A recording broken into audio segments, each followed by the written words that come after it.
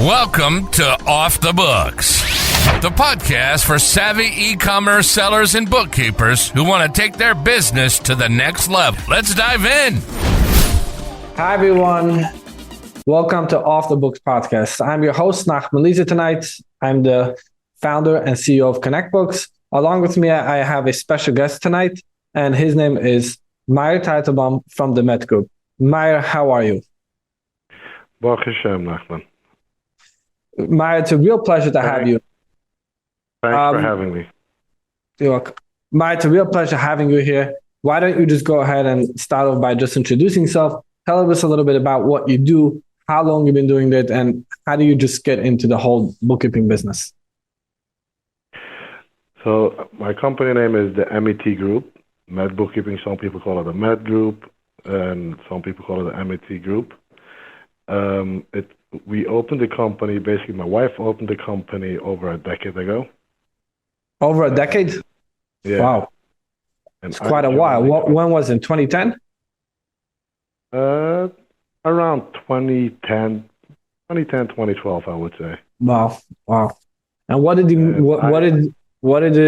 made your wife go into this business? Basically, I was working at a company, electronic company, but someone who was a big company wanted to go out.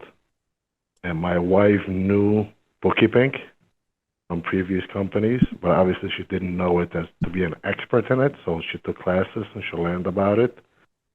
And at that time, there wasn't many bookkeeping companies at all. When we were thought about going into it, we actually didn't even know there is industry for it.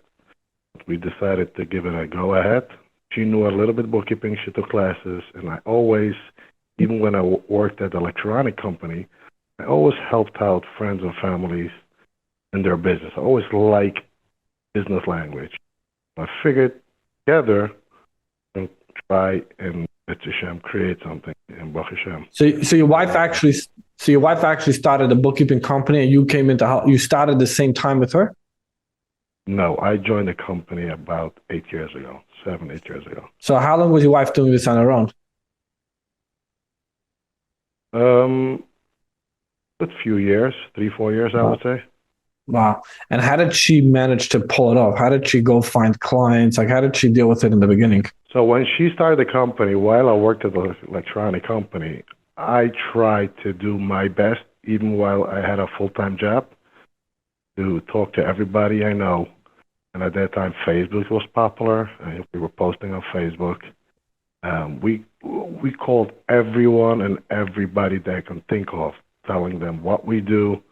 Sometimes I didn't even know what I was saying, but at least I had the name out. And so basically, we had one client, somebody did us a favor, another favor, and so on, till, that we started as everybody's supposed to start.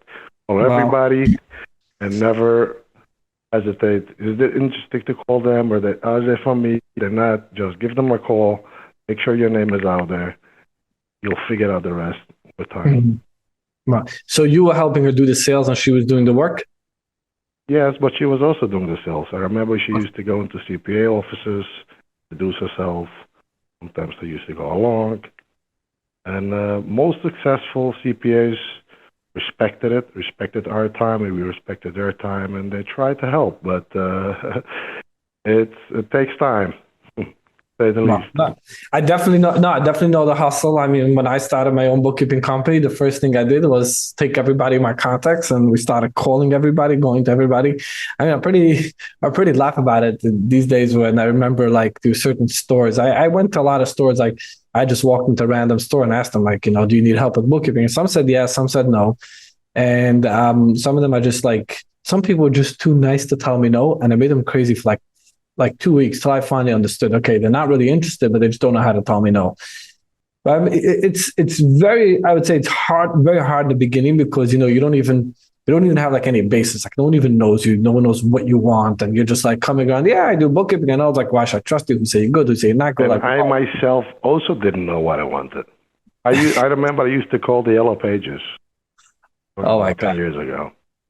Today these There's no such thing today, Yellow Pages. Today it's all SEO. No, but you get the point. I used to call companies that'll never have a bookkeeping company. It's a generational business.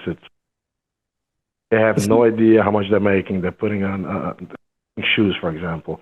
And I used to walk in or call them that. This is my name, so and so. At that time, my company was called MET Bookkeeping, but we changed it. And I'll explain to you later why.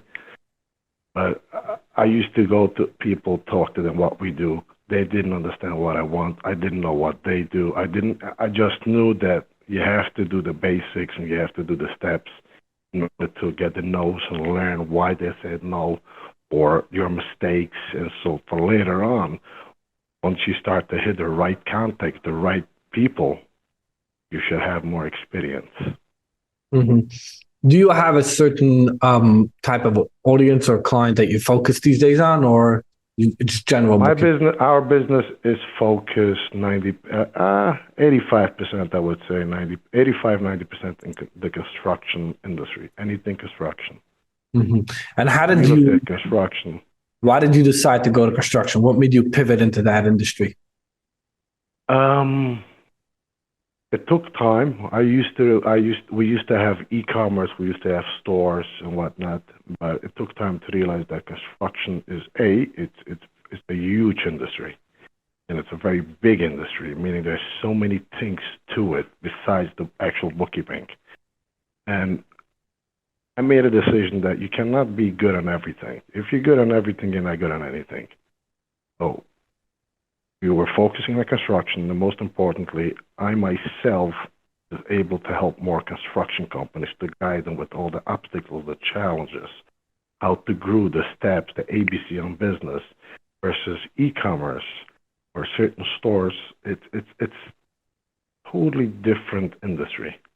Mm-hmm. So you felt like construction people saw much more the benefit of having an outsourced professional company having their back end. Mm-hmm. So you saw more of a bigger need in the construction industry, so that's where you decided, meaning you felt more confident in that industry, and that's why you decided to niche into it. 100% correct. If somebody calls me from a different industry, I usually recommend them certain company that I trust, but I still have like 15% not in the construction industry on purpose. But only 10-15%. How big is your team size today?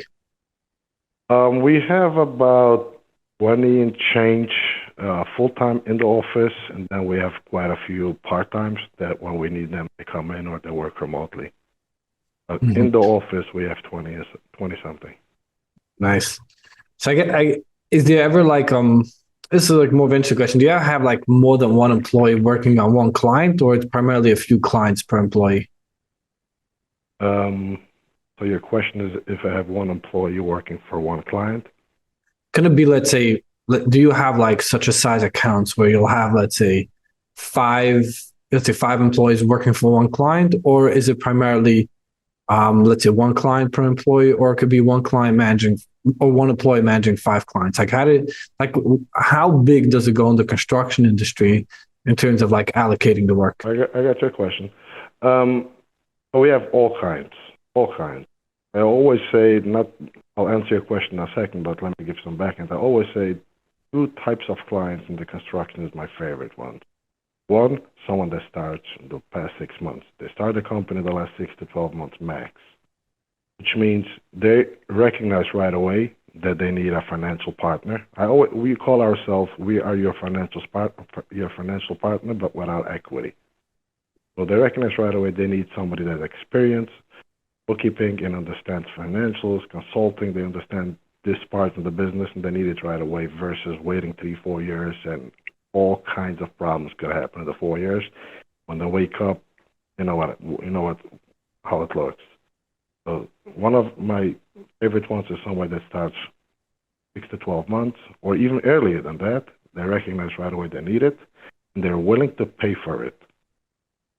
Other ones are someone that had already a team, which means he's been through managing a team. He's been through making sure your team is loyal. He's been through making sure your team is experienced. So they already appreciate the headaches that you took off from them that they don't need to manage an office. So there's such a huge percent of our clients that started up with $100,000 in sales, $200,000 in sales. And Baruch Hashem, we have plenty of clients that 2 years later, they do 20, 30, we have $40 million. Obviously, we have certain employees that are dedicated to certain clients only. They started out like, for one of our employees, 20, 30% of her time. Mm-hmm. So they all started out, but do you also have, let's say, 3 employees working on one account, like, or the most you have is 1 employee working on one account? No, I have more. I have a client that has more than 1, and I have a client that also. I have a few clients that's more than 1, but it fluctuates. They have like dedicated 2, and there's managers on every few of them, and there's always, it changes around a lot. Got it. But I would not take on a new client that they need right away, a full-time employee by me, or 2. I would not do it.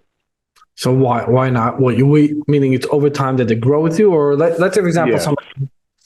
Mm-hmm. And if somebody has an in-house, somebody, let's say, has 2 bookkeepers in-house and decided to leave on him, and he doesn't have patience finding a new one and training, he wants to go to a bookkeeping company, you wouldn't take it? So I'll tell you what, I had plenty of times that somebody came to me that has a full-time bookkeeper, and we recognized that the actual bookkeeper that he had basically did double work. He did it in 2 programs. He could have done it in 1. They did it. It wasn't efficient. Wasn't efficient, exactly. So we are very efficient, and we know exactly our. I mean, that's the key to the bookkeeping game, is being efficient. If you're not efficient, then you're just many times somebody's bookkeeper be efficient when the owner itself doesn't know bookkeeping. Right. If she's the one that knows everything, the gap is right there. Right. He doesn't have any managers or somebody to guide. It takes time for people to really realize it. I've seen it with a lot of like other companies I deal with. And I tried to explain to somebody. I said, someone asked me like, why shouldn't I hire an in-house bookkeeper? I said, you could hire an in-house bookkeeper, but let me just tell you straight up, you don't know bookkeeping. You're very good at selling. You're very good. In my case, it would be an e-commerce seller. I say, look, you're very good at selling on Amazon. You're very good at getting all that done. I have no clue how to sell on Amazon, but I can tell you this much. When you go over the books, you have no clue if they're doing it right or wrong. Your employees could be making mistakes for 3 years in a row. No one's ever going to know. Unless your accountant does not really dig into it, which it's sadly to see that most accountants, I can name over 5 accountants that when it comes to year end, they don't even ask for the books. They ask profit and loss and balance sheet. Like, they don't even get into nitty gritty.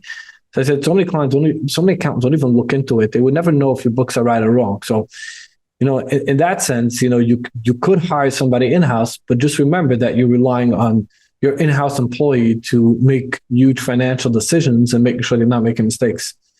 It's something that, and something that took me a lot of time to realize it. And it's something that took me a lot of time to, have the right way to say it, have the guts to tell it to a client on a sales call. Like when a guy tells me straight up, I can hire somebody. I'm like, look, be my guest. If you can hire somebody and manage them and bookkeeping, then, you don't need a bookkeeping company. But if you realize that there's certain benefits that comes with having, an outside expert overlooking it, then that comes a lot with it. And I've also seen a lot. Efficiency is key. Efficiency is really key. I mean, it's very funny whenever we take on an account and we talk to the bookkeeper. We had at some point where we do hybrid situations where, let's say, for example, certain companies would want to hire somebody in-house and we would just be in the background. And what we do is we offer we usually don't take on clients of that. It's usually clients that are with us for, let's say, 4 or 5 years, and now they decide that they want to go in-house, and that's the right decision at this point. So usually what we would offer is that, we'll stay, meaning they would do more basics like day-to-day. We would stay in the back end and doing bank reconciliations, reporting, and giving them the proper support. But I've seen many times where you have experienced bookkeepers that don't even know about bank feeds. If you're using, they're still busy logging into Chase and, downloading the statements and just manually matching everything and not even. And this is the key in the business. The key in the business is being efficient. I'm just saying there's a big level of efficiency, but I'm saying even the basics, just utilizing proper bank feeds can save so much time. We will be right back. Let's just pause for a minute to talk about ConnectBooks. If you are involved in e-commerce bookkeeping in any way, this is a tool that you need. ConnectBooks brings together all your data from Amazon and any other marketplace in one clear, easy to navigate dashboard. Of course, all this information streams directly into your QuickBooks so you can have the data exactly where you need it. With a free 30-day trial, which is literally a no-brainer, and no credit card up front, just go to connectbooks.com and give it a try. That's one word, connectbooks.com. Wow. Let me ask you a question. Right. How do you stay so on top of the game? So being that you have 20 plus change employees, being that you focus on being efficiency, one of the things of being efficient is also being on top of the game, right? I heard a good saying, your mind is meant for creativity, and, to remember, that's what you use the computer for. You don't want to use your head to remember everything. So do you have like any task program, anything in place in your company? Like, how do you stay on top of all this stuff? So it's not just me, it's my team. To me, to have a successful business, you need to have a great team. Everything starts to me with the team. Some people say customers first, employees second. You ever heard this saying? Clients first or customer first? All right. Well, Amazon is I'm different. sure you Amazon, did, right? Amazon is customer best. They don't care about Amazon's always focused on the Right, customer. forget about Amazon. Amazon's a different league, but most from Ingalad is customers first. Right. I'm It's the your opposite. To me, my team is first. Why? Because if my team is happy, my clients will be happy. Now, it's easier said than done. It's very, very hard to build the right team, and it took years in the making and hours of work. So, but Baruch Hashem, the last few years, I easily say if you have a very loyal, dedicated, tried team, because they do their job so effort is so good, and they really care for the clients and as well as for the MET group, I can focus on the outside looking in. And I always tell clients, for example, I mean, the question is more like, if, for example, if a bookkeeper prepares a profit and loss or a balance sheet, right? Who goes over to make sure everything is reconciled? Who goes over to make sure that at the end of the month, every single client got what they wanted, everyone got what they needed, everything is up to date? How do you keep this track? Part of it is Nasana. We have every single task is Nasana. And everybody completes the task each month. Everybody has a lot of tasks on it. Each month, everything gets completed. For example, the 25th, all of our clients get a profit and loss. Now, some clients get more than that one time because they requested it extra.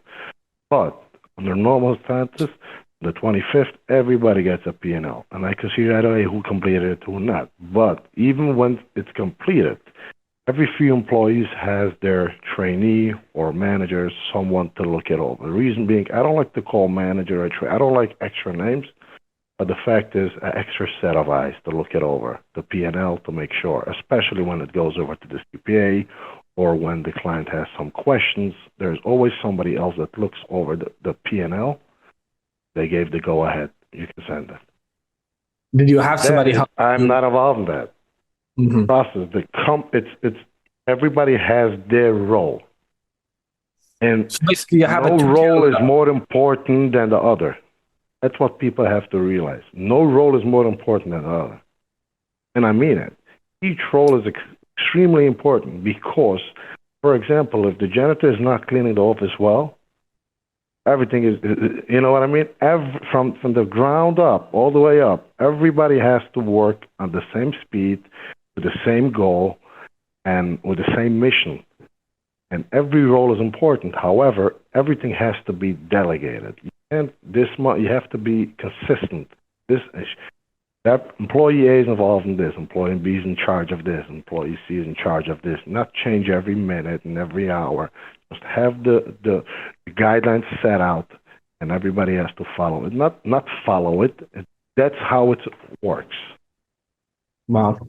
So you have basically two tier levels. You have like more like junior bookkeepers who like do the day-to-day work, and then you have more like senior bookkeepers who like oversee the work.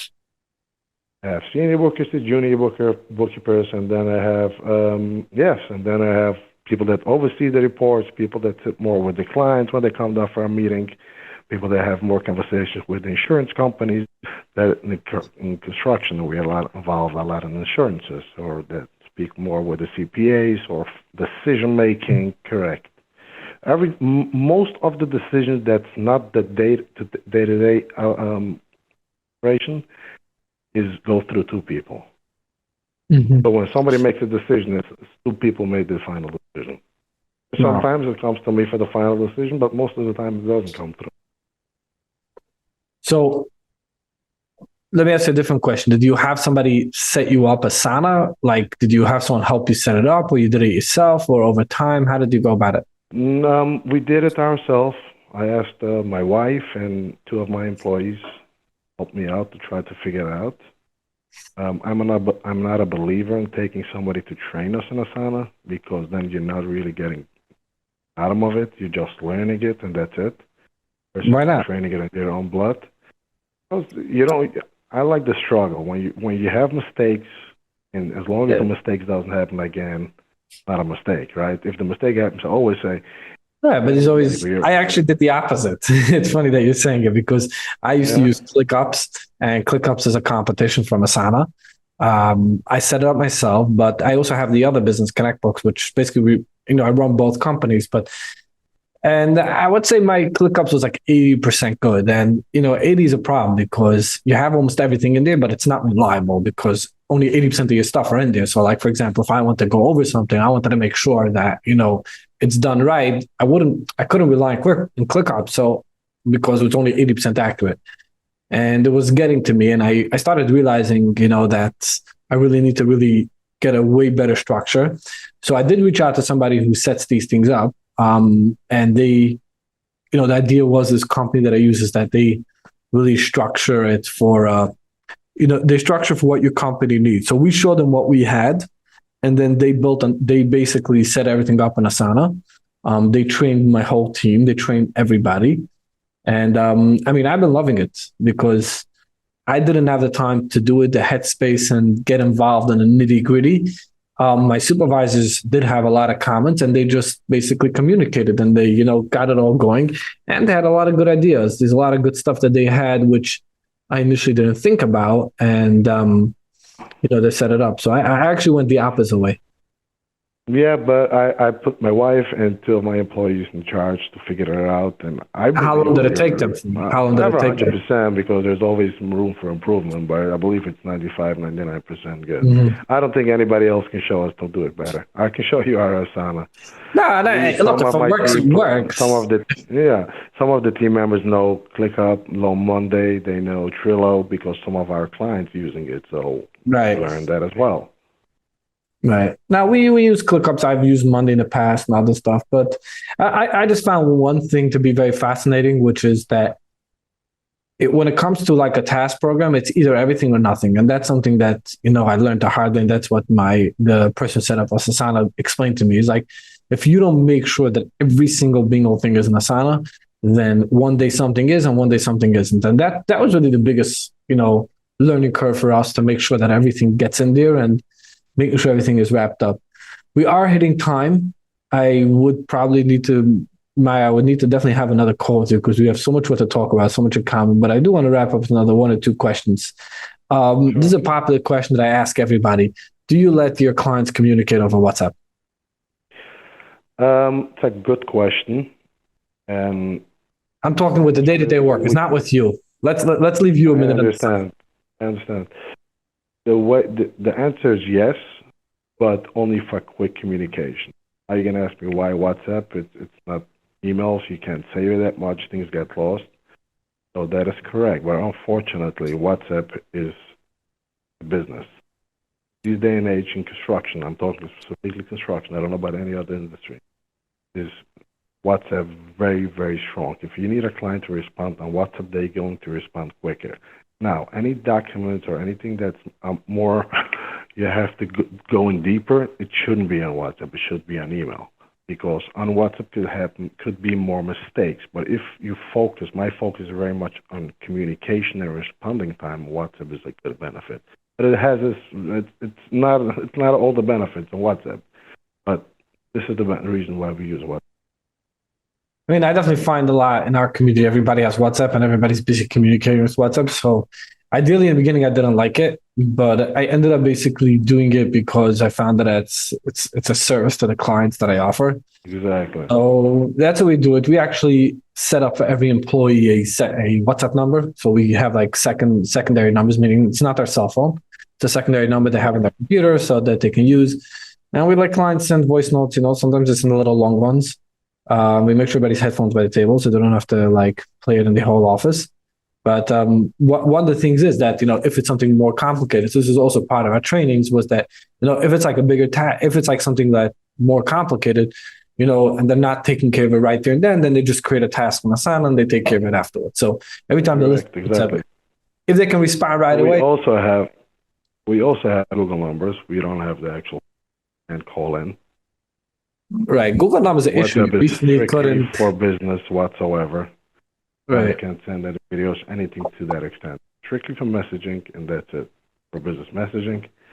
And it does the job to an extent. Obviously, email, if it could have been my way, it will be Google Chat or Slack, but everybody's using WhatsApp, so.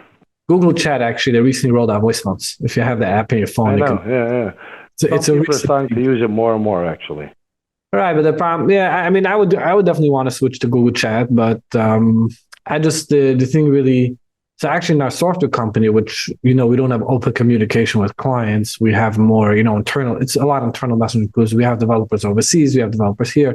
So in that case, we use Slack, and it's more like internal messaging between a company. But for bookkeeping, where we have to communicate with clients, I think most people find it very hard to send voice notes on Google Chat. So at the moment, we're utilizing WhatsApp. Mm-hmm. Wow, what an amazing episode! And Meyer, thank you so much for joining me. We are hitting time, so we definitely want to wrap up. Meyer, if somebody wants to learn more about the Med Group, what is the best way to reach out to you? WhatsApp? They should send me a message. WhatsApp, text, yes. You have a website, something? 526-6786.